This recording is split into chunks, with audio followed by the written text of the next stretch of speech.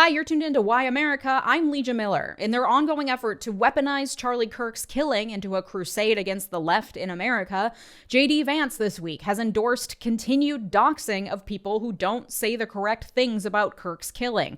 And Donald Trump has vowed to sick Pam Bondi on all of us and slap us with RICO charges. Today, we're discussing how RICO could be weaponized against the left and other ways the Trump regime is doing everything it can to turn up the intensity of political violence in this country. One quick aside I wanted to take a moment to address related to my video from Monday. On Monday, I discussed the ideology behind Kirk's killer, as well as ongoing doxing being perpetrated against private individuals by people like libs of TikTok, 𝗪𝗓𝗦𝗧𝗛, and whomsoever is behind the website Charlie's Murderers, which has undergone a rebrand and now goes by the Charlie Kirk Data Foundation, proving once again how much better at branding and messaging the right is than the left, even if it's full of shit. Anyway, yesterday, I received an email with a demand letter threatening legal action if I don't take down or retract my statements, ostensibly about libs of TikTok, which is headed by 𝗖𝗓𝗪𝗧𝗏, and 𝗪𝗓𝗧𝗏, both of whom I've done much more extensive episodes about.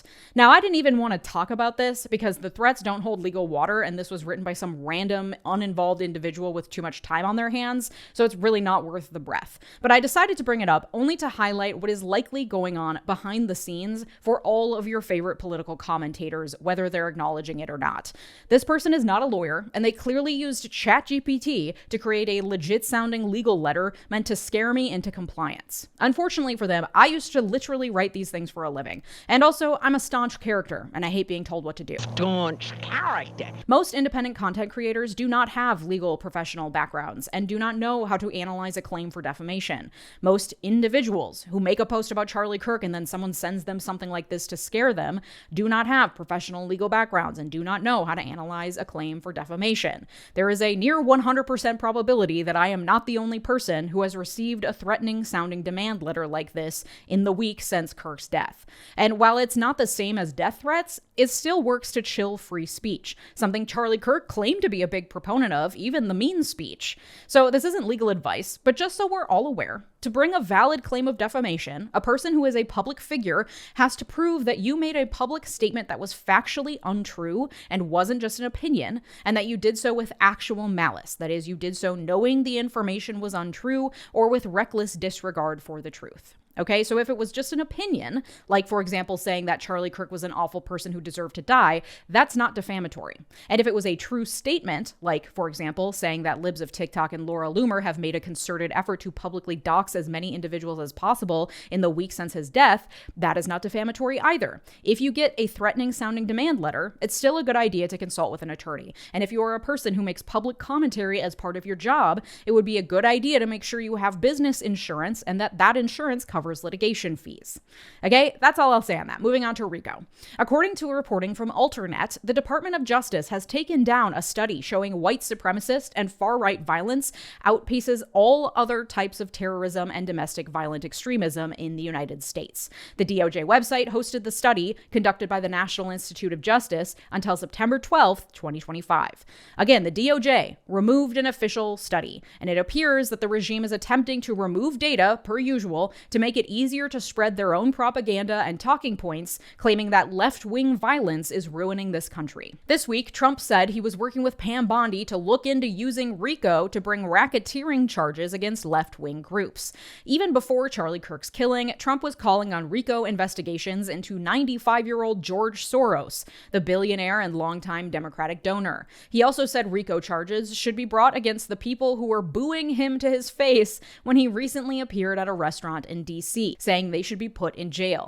Trump is the Hitler of our time! Free D.C.! Free Palestine! Trump is the Hitler of our time! If you boo the supreme leader, straight to jail. Right to jail, right away. In reporting from CNN, when asked about the RICO charges, Trump's former personal lawyer turned Deputy Attorney General Todd Blanche said, quote, "Is it again sheer happenstance that individuals show up at a restaurant where the president is trying to enjoy dinner in Washington, D.C. and accost him with vile words and vile anger, and meanwhile he's simply trying to have dinner? To the extent that it's part of an organized effort to inflict harm and terror and damage to the United United States, there's potential investigations there.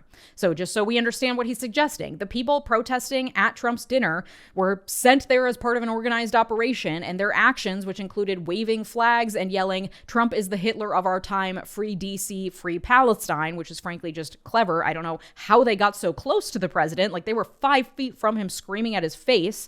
Seems like a shortcoming of the Secret Service more than anything else. Anyway, and doing that they are engaging in some sort of organized effort to inflict harm and terror and damage to the United States.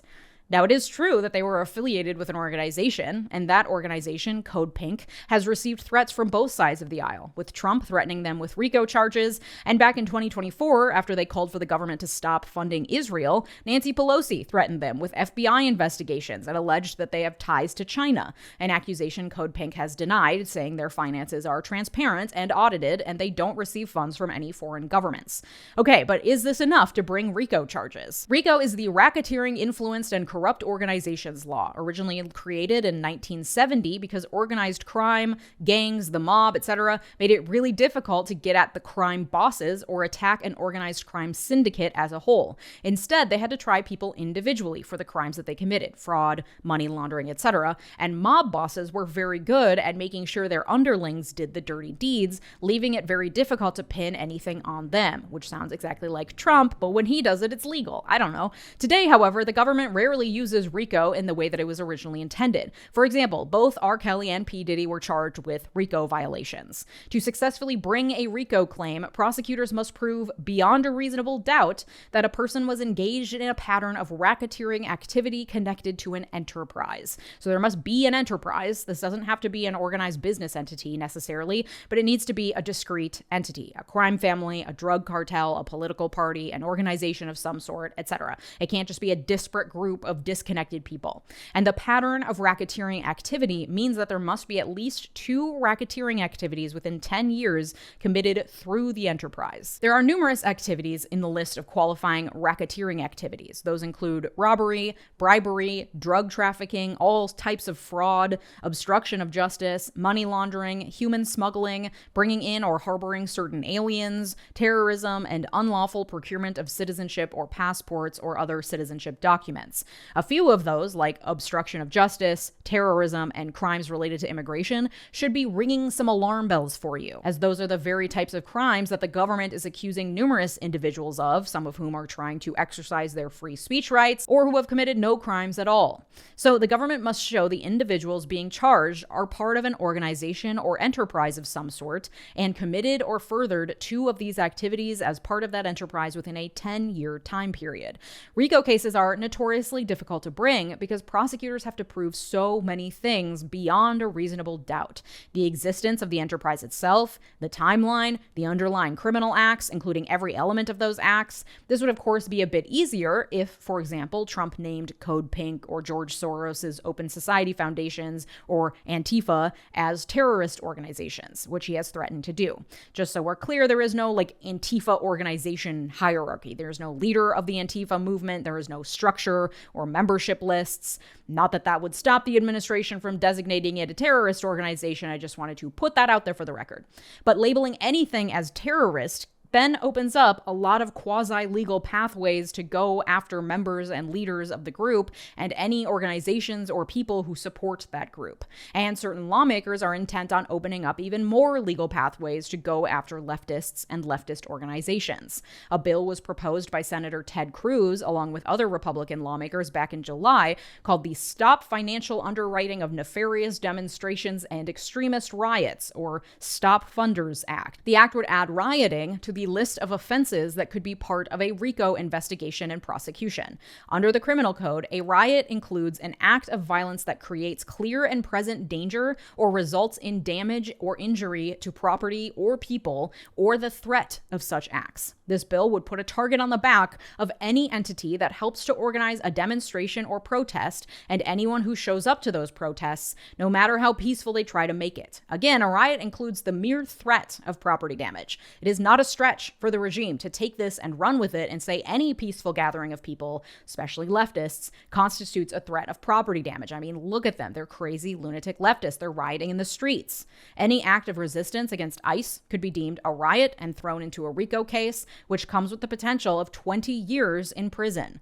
Beyond that, and this ties into the MAGA trolls who are interested in doing whatever they can to harass people who speak out against the regime, RICO has a civil component. Any private individual can bring a civil RICO suit if they can claim that they've been injured by a RICO violation, and they get treble damages if they win. Again, actually bringing and proving a RICO claim is really difficult because of the quantity of elements needed to prove the case, and the civil statute of limitations is a relatively short 4 years, and the amount of work means very high lawyers' fees. But in a civil context, the burden of proof is lower, a simpler preponderance of the evidence instead of beyond a reasonable doubt. And you better bet that there are probably tons of right-wing funded legal orgs chomping at the bit to represent pro bono anyone with a viable RICO claim, especially if riots get added to the RICO statute. Then, any individual business owner whose property gets defaced, any person who claims they suffered an injury because of a protest, could say it's all a big racketeering conspiracy, sue individuals and the organizations associated with the protests, and potentially win damages times 3. This is enough to chill peaceful protests across the country, as already cash-strapped organizations would have to fear major, costly litigation as a consequence of any demonstration, no matter how peaceful. Add on top of RICO any of the other numerous legal pathways that open up if you designate a group as a terrorist organization. This includes freezing assets, seizing those assets, kicking members of the group out of the country, and criminalizing anyone who donates, volunteers, or participates in activities of the group as having provided material support to a terrorist organization. These threats that Trump and Vance and others are lobbying at Code Pink, at George Soros, at Soros-funded organizations, at the Ford Foundation, calling them terrorist organizations, come with weighty consequences, many of which would likely simply result in the shuttering of those organizations, not necessarily in actual criminal prosecutions. I think that they would collapse before they even got the RICO case out the door. This fits perfectly with the process I outlined on Monday. They've spent the past 5 decades slowly building up right-wing propaganda pushers in universities and think tanks and the media. They have owners of the major media entities either in their back pocket or on notice. Trump just sued the New York Times for $15 billion for defamation, the latest in a long string of attacks against the media. Now all that's left to do is to dismantle any remaining bastions of non-right-wing ideology that are left.